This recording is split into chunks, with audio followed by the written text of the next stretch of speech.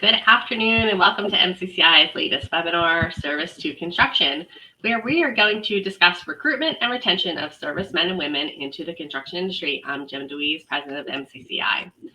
It should come as no surprise that military veterans' qualities align well with the demands of the construction industry. They're used to hard work, intense, structured work environments, early and long hours, and working as a team. Having veterans in our ranks will enhance project outcomes, foster a positive work culture, and as the cherry on top, companies that hire veterans will benefit from government initiatives aimed at supporting veteran employment. But it's not so simple as just saying that you want to hire a veteran and then they're just going to show up at your doorstep, resume in hand. So today we're going to hear from some veterans and some employers in the construction industry who have experience hiring veterans, and they'll share their stories and how they ended up in our industry. But first, I wanted to introduce MCCEI a little bit. Our mission is to inspire, educate, and connect a diverse population to careers in the built environment. I myself am not a veteran, but I am the daughter of a disabled Vietnam veteran who served in the Marine Corps. My father had many skilled trade jobs over the years. After Vietnam, he started off in auto body work directly out of the service. From there, he was a union insulator at the Philadelphia Naval Shipyard. And then after that, he owned his own landscaping business for a while, which ultimately led to his last career before retirement, where he was shop steward in the facilities maintenance department at Villanova University. So while I was never in the service, I do have much respect for the men and women who serve our country and the amazing skill set that each of you bring to the table. Thank you for your service, and thank you for agreeing to be here. So let's go around and introduce ourselves. We'll start with Jack. I'll ask you to say your name, your company, current role. If you're a veteran, what branch of the service and how long did you serve, and anything else you'd like to share with our group. Okay, very good. Good afternoon, everybody. As Jen said, my name is Jack Lanzelotti. I am the Talent Acquisition Manager here at Carter Machinery. Carter is the authorized Caterpillar equipment dealer for Maryland, D.C., Virginia, Delaware, and a small portion of West Virginia. Been with the company for just under 2 years myself, but it's a dream come true to be here. Have long driven past this location and wanted to be a part of this team and consider myself blessed to have this opportunity. I have not served myself. However, I can tell you that Carter is definitely a V3 veteran-friendly employer. In fact, we here as our training team host a lot of military personnel on site so that they can go through diesel and heavy equipment training. So we have folks in and out on a daily basis and try to do the best to kind of showcase the Carter environment while they're here in hopes that they will consider Carter for future employment. Awesome. Thanks so much, Jack. Chris. Hi, my name's Chris Eccleston. I'm the president of Delmarva Veteran Builders. We're a general contractor located in Salisbury, Maryland. We've been in business for about 10 years. We wanted to bring the veteran attitude to the construction workplace here on Delmarva. We operate in Delaware, Maryland, and Virginia. We got about 21 folks on the team right now. We've always maintained a high veteran guard and reserve percentage of our workforce. At one point, we were as high as 65. I think now we're around 40%. So we're pro-military, pro-guard, pro-reserve. We won the Secretary of Defense Freedom Award in 2016 or 2017. And I served in the Navy from 2000 to 2006 aboard the USS Theodore Roosevelt. Thanks for your service, and congrats on the award. Thank you. And James. Hey, good afternoon. I'm James Nutter. I graduated high school and got out of high school and joined the Army. Spent active a couple years, then got out, joined the Guard. Loved it. I'm actually still in it. I got 17 years in altogether. I was looking for a place. I stumbled across the IBEW Local 26 out of DC. I love it. They treated me great. I've been there 5 years. They really do. They treat me great. The apprenticeship is accredited through the VA, so I get to use all my VA benefits. They pay me well. They actually pay me journeyman pay while I'm going through the apprenticeship, so it's worked out well. I enjoy it. Awesome. We're going to get into those VA benefits in a little bit. Thanks, James. So for our two veterans on the call, was it hard to figure out what your transferable skills were to the civilian world when you were leaving the service? If so, we can talk about those VA services that you used, James. Chris? I think it was. I had made the decision when I got out that I was going to go to college. So I had served for 6 years, and then I decided I was going to go to college. I did try to find a job, basically any type of job. When I got out of the military, I got told a lot. This would have been the end of 2005, early 2006. I got told a lot that I was overqualified for the jobs I was applying. So I was a Navy nuke, and I was just applying for really any type of job that I could find. And I just would not get any phone calls back or anything. So I ended up picking up trash that's how I got into the construction industry. I was picking up trash on construction sites, cleaning out houses and throwing them in the dump. So I guess I have a little bit different path because I decided I was going to go to college and then try to work in the industry while I was in college and kind of work my way up. As far as what I used for the VA, I got the Montgomery GI Bill. When I first joined, I think you had to pay $100 each month for 13 or 15 months. And then you were qualified for the Montgomery GI Bill.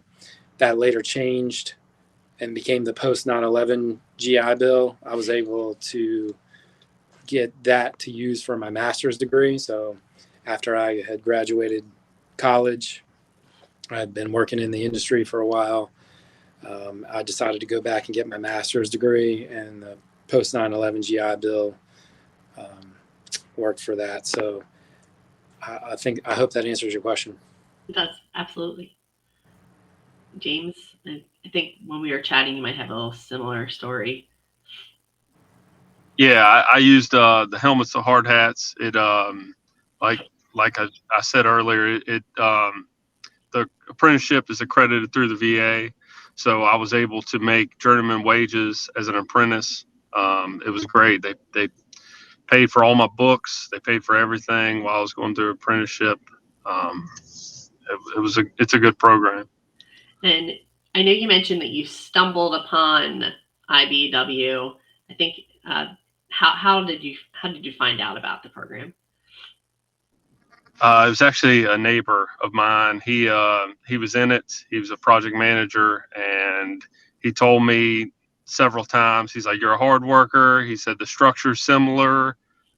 He said it's early hours in the morning, but you get off early. He said it's similar to the military, and he's right. I mean, it is. The hours I usually start at 5:30. I'm off by 1:30. It's great. Awesome. All right. So if any veterans happen to be listening or paying attention, so who would they contact to find the VA services? They're the VA and who at the VA? Do we know?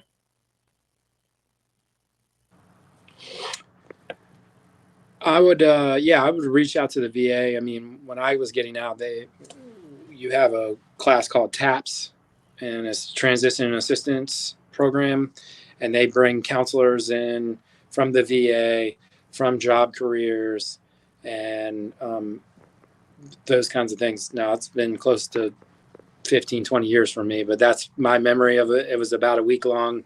They would do some interviewing skills. They would do kind of a mock career fair, and they talked to other counselors.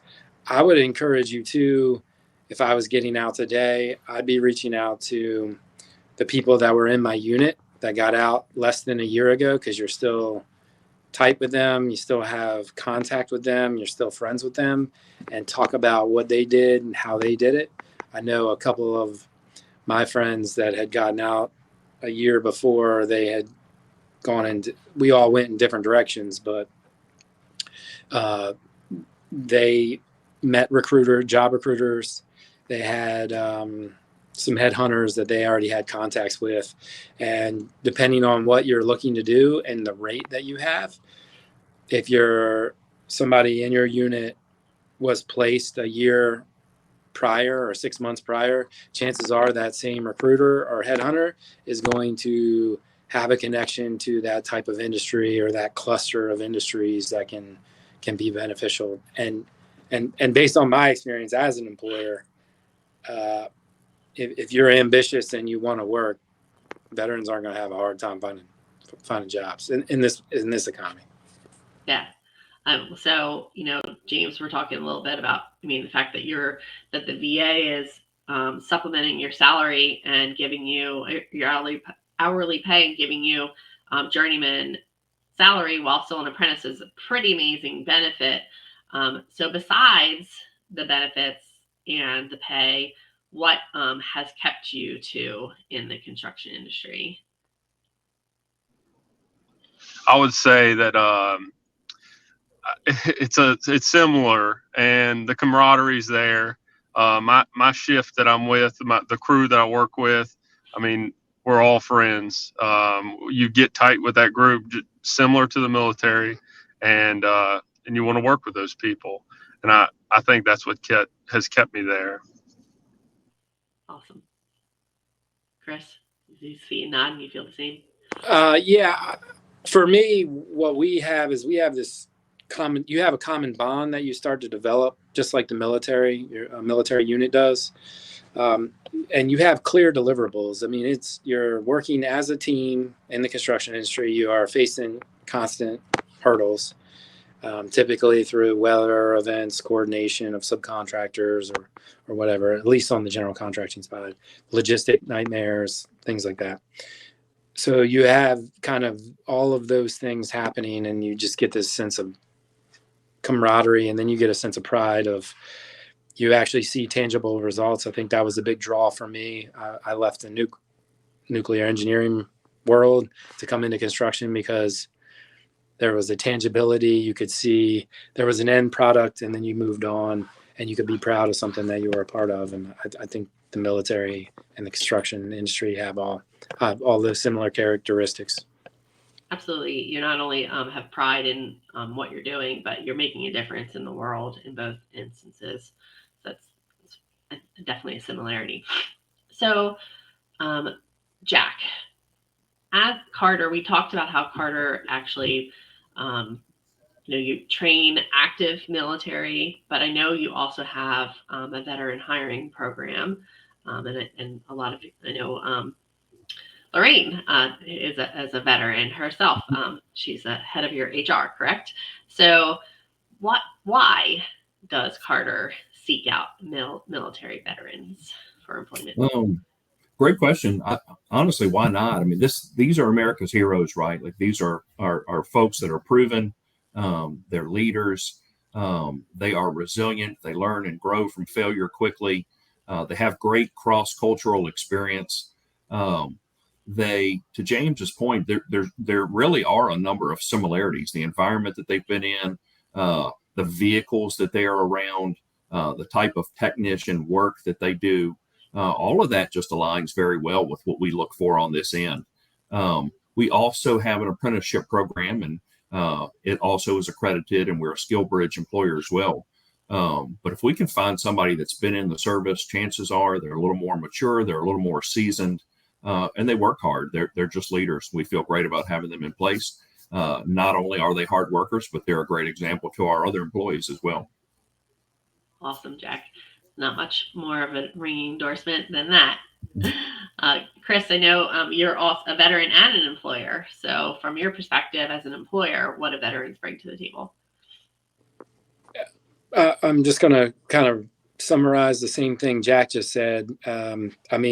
Train not to fail, operate as a team. You have redundancy and resiliency.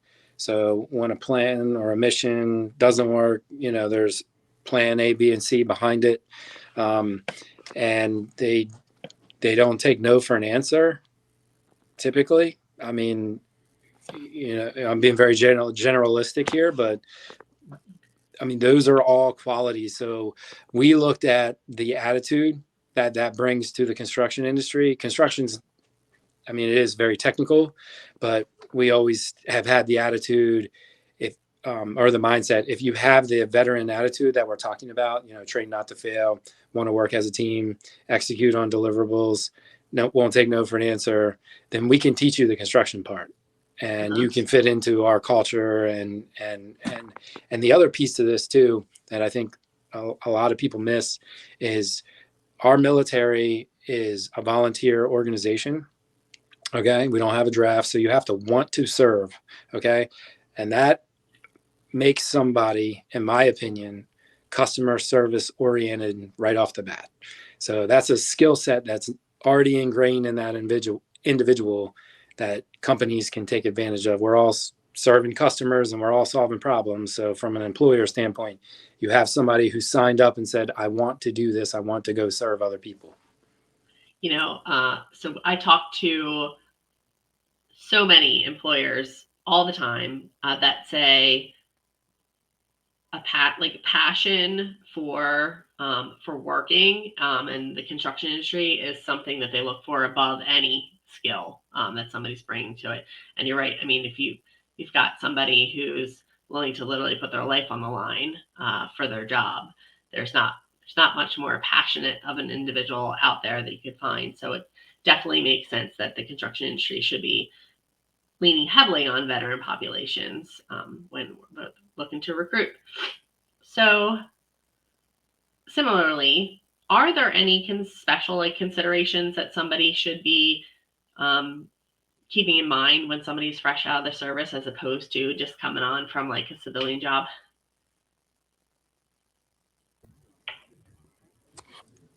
I can jump in here. I think one thing for me, speaking personally, and what I've seen in our industry, when you're coming out of the military, you have a very, very tight-knit group. So your support network is the people you're serving with. And that, I think, is probably the biggest struggle that most people getting out of the military have, is that sense or that feeling of loss of that support group. And so if an employer can recognize that, not only from the employee standpoint, but their family, and try to involve them and build community pretty quickly, I think that would help the employer and the employee.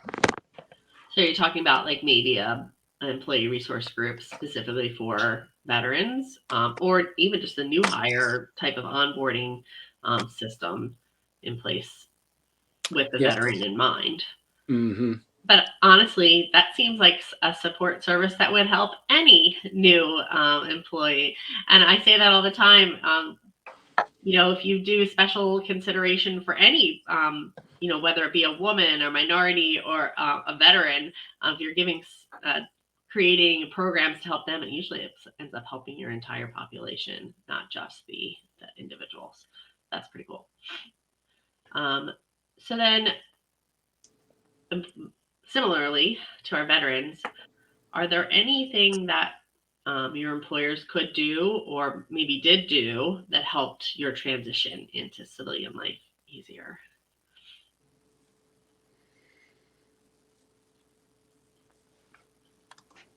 You want to go ahead, James? Go for it. I would say that my foreman explained a structure that kind of laid it out sort of like a chain of command. That really helped me, because that was something that I wasn't really sure of, but as far as that goes, that helped a lot. I would say the biggest thing an employer can do is give the shot, recognize the character, and the we talk about it at our company a lot: character, competency, and capability. If you have those three characteristics there, give them the shot. They'll surprise you. So I think that's probably the biggest role from an employer. You get even if you get I get a veteran resume across my table, I'm typically calling that person just to have the phone conversation and interview, because I know the mindset and I know the character. Jack, did you have something to weigh in with?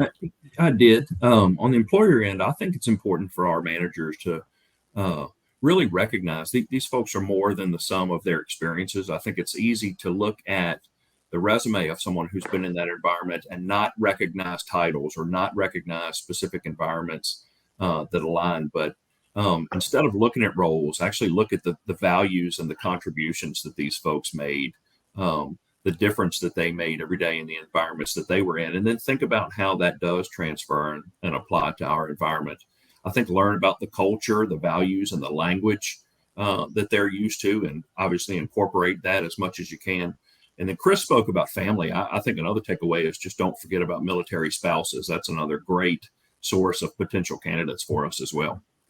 Absolutely. And there is actually a decent amount of federal money out there to support the hiring of military spouses.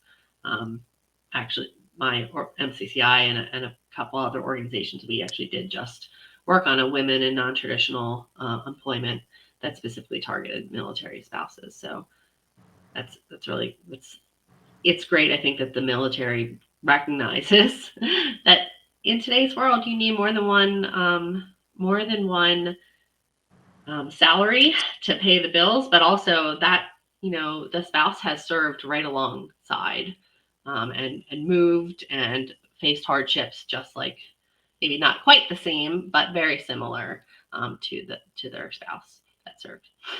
That's smart. I think another, just to add on, Jen, one other thing too, from an employer standpoint, if you see a resume and you're not really sure of it, and you have veterans working in your organization, have them, if HR will allow it, have them check out the resume and just kind of say, well, that means this. We do that a lot. When I see an Air Force resume come across my desk, I'll go talk to a couple of the guys that are working in the Air Force. Oh, well, that means they're doing that kind of job, or that's what that means, all that kind of stuff. So we're fortunate because we have folks in our organization, but use your resources that you have on your staff. They'll be able to talk the common language and help you understand if there are questions about it. Awesome. And I'm sure that there are resources on the internet. That's a good point. Yeah. Quick Google search of what's something, but absolutely. And I know that, HR and hiring managers overwhelmed at times, but if you spend a little bit extra time on those veteran resumes to understand, the future ones won't be so hard to read, right? Awesome. So we've kind of talked a little bit about this next question, but specifically, what do you all think are the characteristics of a veteran that make them the right person for the construction industry?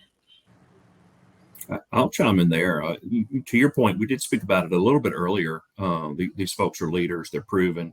They make good decisions under pressure. They're resilient. They've got great cross-cultural experience. A lot of times they're self-sufficient. They don't need somebody looking over their shoulder constantly. They're trustworthy, hardworking, and they typically have advanced team building skills just because of the environments that they've been in. Awesome.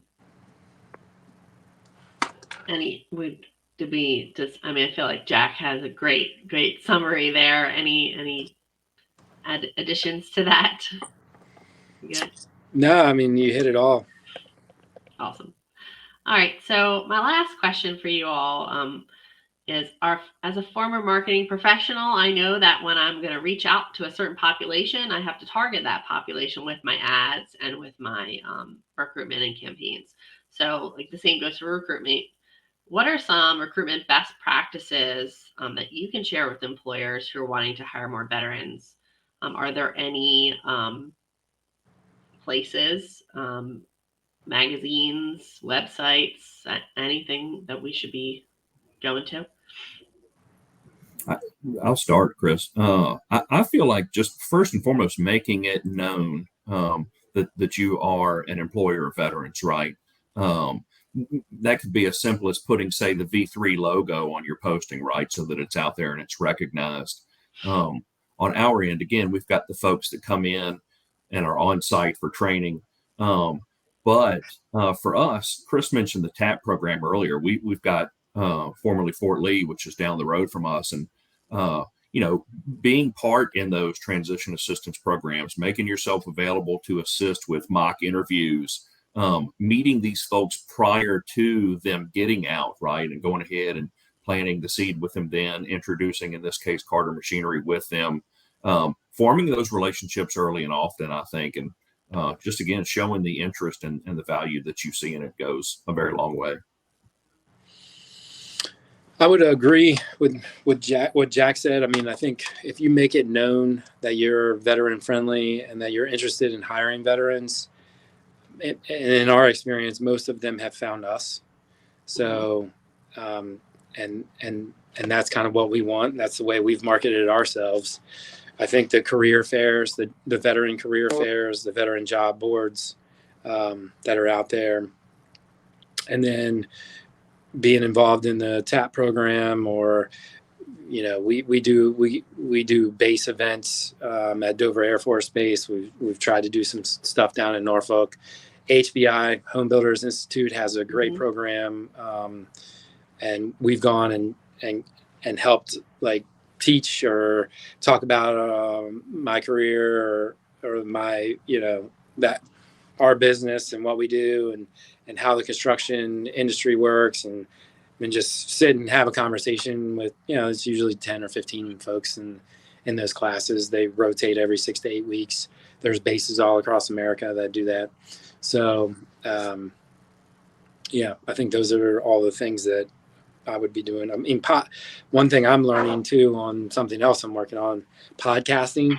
So veteran related podcasting, kind of being involved in that and understanding where that is. Same what we talked about too. I bet there's veteran spouse specific podcasting type of things that you could be on, and advertising or just promoting what you're doing on those things, those avenues.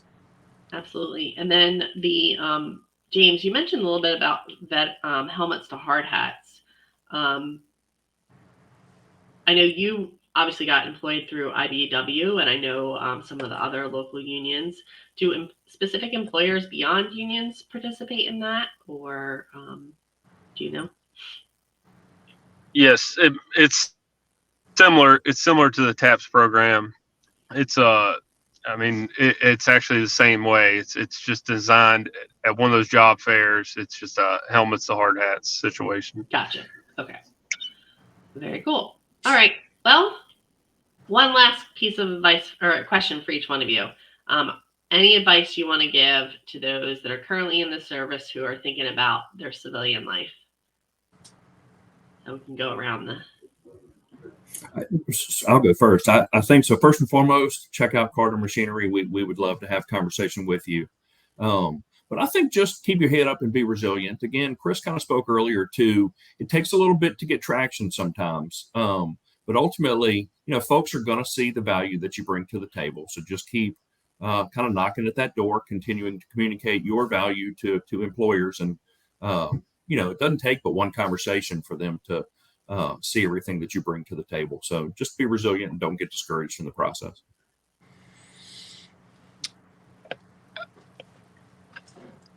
I would say if I could go back 20 years ago, I would know what I want to do. And if I didn't know what I wanted to do, I'd go and learn a trade, because it's a great backup.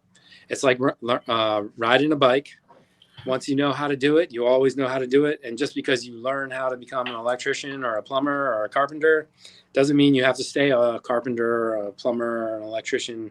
You can go on and go do other things, but it's always a great backup skill that you're going to have with you for the rest of your life.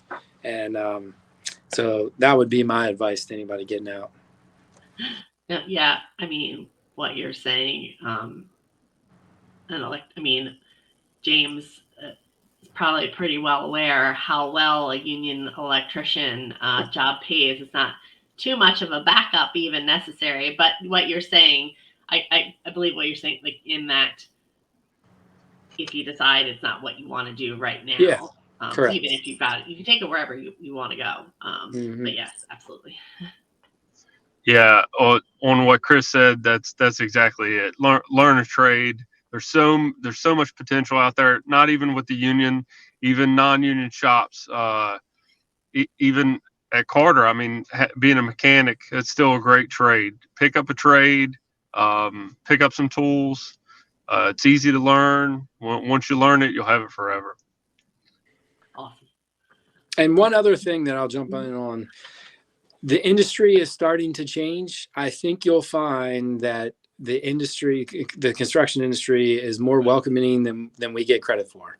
People want new blood in here, where there's a big shift occurring. People are excited for new members to be coming in. It's a legacy opportunity now for the existing workforce to teach somebody a trade and share what they learn. So I think we get a bad rap, but that's not the reality if you have an open mind and you get in here. Absolutely. We all were green at one point and didn't know what we know now. And I don't think I've ever met. I mean, I came into the industry with a marketing background and ended up running projects, and just having an openness to learn and ask questions. I never met a person that didn't want to help and make sure that I understood what was happening. So you are right with that, Chris. All right. Well, it's in summary, I guess that construction companies, you should be hiring veterans. Hire them for their leadership, their discipline, their problem-solving abilities, teamwork skills, safety focus, technical proficiency. What else we said? Adaptability, attention to detail, time management, their diversity contributions, structured training, and accountability. All of the above. So I hope everyone here, learned something today. And if you want to reach out to anybody, just reach out to me, jsproul@mccci.org. Don't miss our upcoming Workforce Development Symposium this September 13th, the Image of the Industry. We'll hear from experts on some of the hottest topics in recruitment and retention in the construction industry, from the opioid crisis to marketing trends to women in construction and youth apprenticeship. There's truly something for everyone at this symposium, so check us out on mcci.org to get your tickets today. Thank you all so much for joining me, and look forward to our next episode. Thanks. Bye. Thanks for having us.